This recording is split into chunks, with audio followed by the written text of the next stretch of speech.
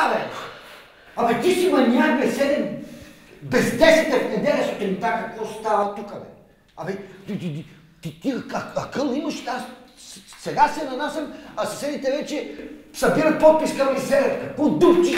Ама, това е, знаеш, това е отношението, типичното българско отношение към народния будител. Това е. Това, че въртиш с това канго посред нощ, не те прави народен, а квартален будител, ясно ли е? Абе, Фица, аз за тебе го правя. За тебе го правя. Нали гоня срокове на човек? Нали гоня срокове?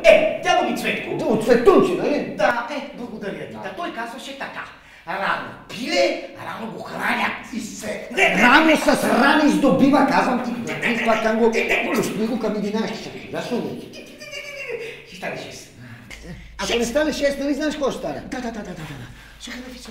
Тихо се. Ама аз ще... Тихо. Не, защо? Горе има бебе. Фица, направо се задушавам без да ме души. Ей, сега на вратата, ще ходиш ти да отвориш, да се разправиш хората. Ама аз не живея тук, бе, Фица, само на блок. Ама, ела, защото те тебе те търсят. Тя комшийката вече идва веднъж.